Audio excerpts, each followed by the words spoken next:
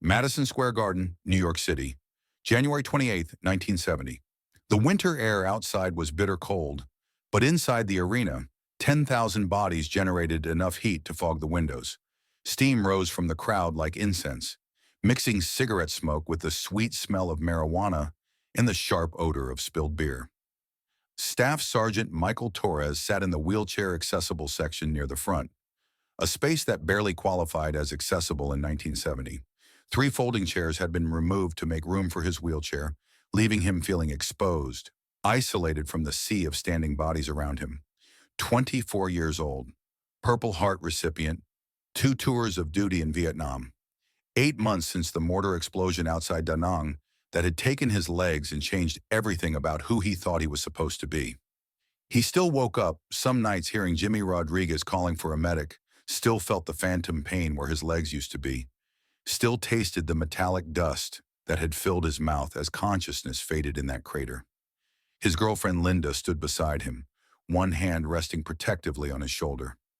She'd bought these tickets 6 months ago, back when Torres was still in the VA hospital, still learning to navigate stairs and doorways and the stares of people who didn't know what to do with broken soldiers.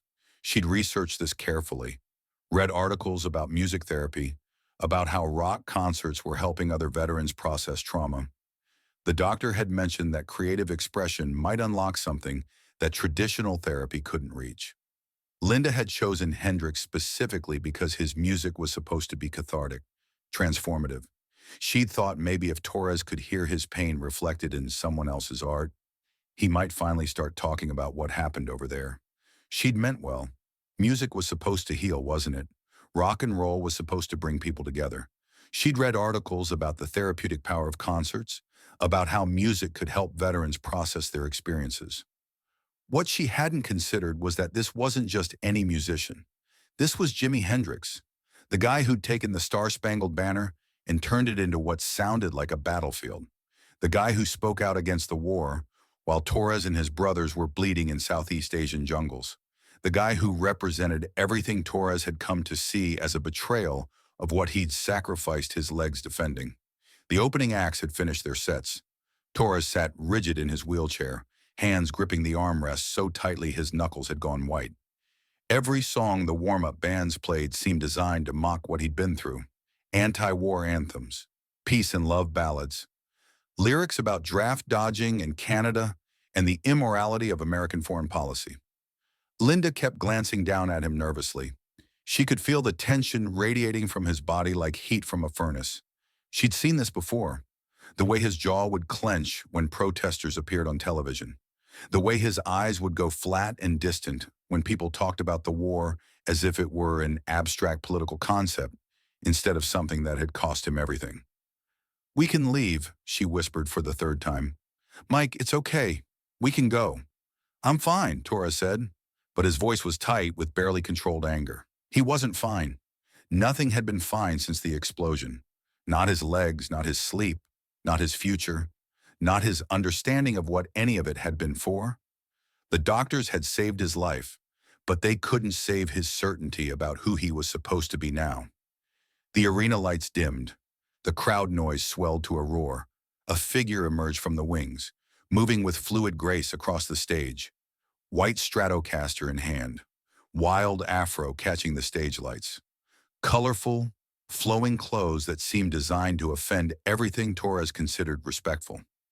Jimi Hendrix looked exactly like Torres had expected, like every stereotype of the counterculture movement that had grown up while Torres was overseas. Like everything that represented the America that had forgotten its heroes while they were still bleeding. The first chord rang out across the arena.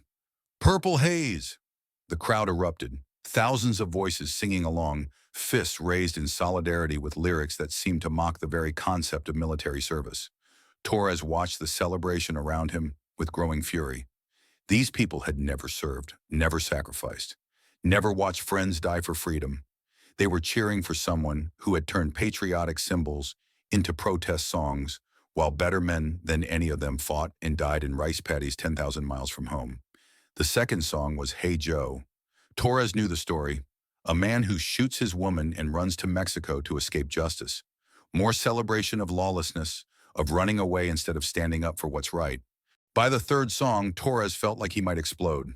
The music was loud, aggressive, designed to assault everything he'd been raised to respect. The crowd around him swayed and danced and sang along to lyrics that spat on everything he'd believed in when he volunteered for his second tour. During a brief quiet moment between songs while Jimi adjusted his guitar and the crowd caught its breath, Torres couldn't contain himself any longer. "Traitor!"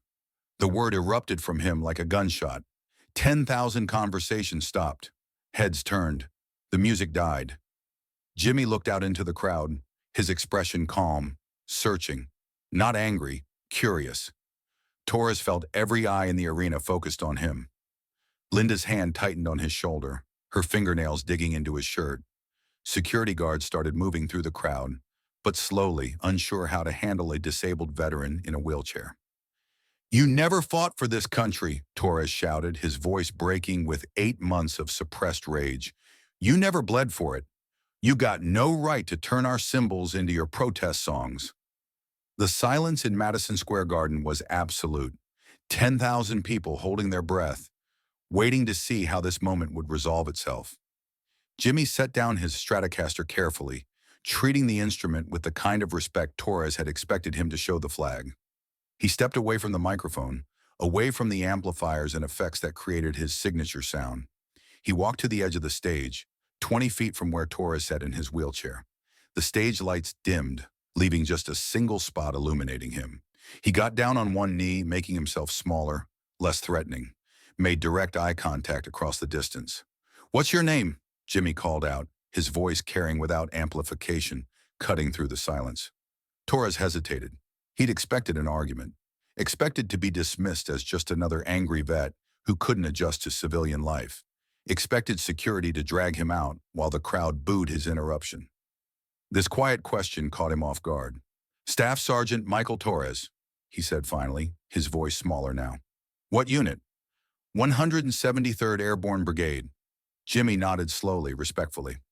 "I was 101st, Fort Campbell, Kentucky. Discharged in 1962. A murmur ran through the crowd. This information was news to most of them. Jimi rarely talked about his military background in interviews or concerts. Torres felt his foundation beginning to shift. "You served?" 26th month, paratroopers." Jimmy's voice carried easily across the arena. "Never made it to Vietnam. Got discharged for, let's call them attitude problems." A few people in the crowd laughed, but it wasn't mocking laughter. It was the kind of recognition that happens when people realize they've misjudged a situation. "Probably saved my life," Jimi continued, "and probably saved the lives of anyone who would have been in my unit." Torres stared up at him. "You're airborne?" "Paratroopers don't forget how to fall," Jimi said quietly. The phrase hit Torres like a physical blow. It was something only airborne soldiers said, something you couldn't fake or learn from movies. It was code, passed down from jump master to jump master, a recognition of shared experience and shared risk. "You were going to go?" Torres asked. "To Vietnam? Orders were cut. Then I got discharged." Jimi was quiet for a moment. "Part of me always wondered what would have happened if I'd gone. Part of me feels guilty that I didn't." Torres felt the anger that had sustained him for 8 months beginning to crack. This wasn't how the script was supposed to go. Hendrix was supposed to be a draft dodger, a coward, someone who'd taken the easy way out while better men did the fighting. "Why do you—" Torres started, then stopped. The question felt too big, too complicated for the space between them. "Why do I speak against the war?" Torres nodded. Jimi was quiet for a long moment, thinking. "Because I know what we're asking those boys to do over there, and I know what it costs them when they come home. If they come home." The words hung in the air like smoke. Torres felt Linda's hand on his shoulder, steadying him, reminding him that he wasn't alone. "You think I don't support the troops?" Jimi asked. Torres struggled to find words. "You turned the national anthem into what I felt when I played it. What a lot of people felt. Not disrespect for the symbol. Pain about what's being done in its name." Torres wanted to argue, but the words wouldn't come. Something in Jimmy's voice, Something in the way he'd knelt down to make this conversation more intimate than confrontational was dissolving the certainty Torres had clung to. "Can I ask you something, Sergeant?" Torres nodded. "When you were over there, when things got bad, what did you think about?" Torres closed his eyes for a moment. "Home. Getting back to Linda. To a country worth fighting for." "That country you were fighting for," Jimmy said carefully, "does it include the right for people to disagree with the government? To question decisions made by politicians who never carried a rifle?" I, Torres opened his eyes. "I don't know anymore." Jimmy stood up, walked back to his equipment. The crowd waited, unsure what was happening, unsure whether the concert would continue. Jimmy picked up his Stratocaster, checked the tuning, made small adjustments to his amplifier settings. "This is for Staff Sergeant Michael Torres," he said into the microphone, his voice carrying to every corner of the arena. "And for every man who served, and for everyone who didn't make it home, and for everyone still over there right now." He started playing the Star-Spangled Banner. But this wasn't the version from Woodstock, not the distorted, feedback-heavy interpretation that had made him famous and controversial. This started clean, respectful, traditional. The opening notes were crystalline, played with technical precision and deep reverence. Every phrase was articulated clearly, every note given its proper weight. It was the anthem as Torres remembered it from ceremonies and flag raisings and military funerals. But as the song progressed, other sounds began creeping in around the edges. Not electronic effects this time, not distortion or feedback, something else. The distant whump-whump of helicopter rotors, the whistle of incoming mortars, the sharp crack of rifle fire, the voices of wounded men calling for medics. Jimmy wasn't creating these sounds with pedals or effects. He was finding them in the strings themselves, in the spaces between notes, in the way he bent the melody just slightly to make it weep without losing its dignity. Torres gripped the armrests of his wheelchair. The music was pulling something out of him that he'd kept buried since the explosion. All the fear he'd never admitted to feeling while he was overseas. All the grief for friends who'd never made it home. All the confusion about what their sacrifice had actually accomplished. The anthem continued, but now it carried both pride and sorrow. Love of country mixed with acknowledgement of cost. It was everything Torres felt but had never been able to express, even to Linda, even to the counselors at the VA hospital. Around the arena, other veterans were wiping their eyes. Men who'd served in World War II, Korea, Vietnam. Men who'd lost friends, who'd seen things they couldn't talk about, who'd come home to a country that didn't know how to welcome them back. In Section 12, a Korean War vet named Patterson stood with his hand over his heart, tears streaming down his weathered cheeks. 2 rows behind Torres, a young Marine just back from Quezon removed his cap and held it against his chest. They recognized something in Jimmy's interpretation that civilian protesters had never understood, that you could grieve for war and still honor the warriors. When Jimmy finished, the silence was different from before. Not uncomfortable now, sacred, respectful. "Thank you for your service, Staff Sergeant Torres," Jimmy said simply. "Thank you for your sacrifice. Thank you for paying a price most of us will never understand." Torres couldn't speak. Tears were streaming down his face, the first tears he'd shed since waking up in the field hospital and learning his legs were gone. Linda had her arms around his shoulders, crying with him, finally understanding something about the weight he'd been carrying. The concert continued, but something fundamental had shifted, not just for Torres, but for everyone who'd witnessed the exchange. The U.S. versus them divide that had defined the cultural conversation about Vietnam had been bridged, at least for one evening, by a shared recognition of human cost and shared respect for sacrifice. After the show, Torres asked Linda to wheel him toward the stage door.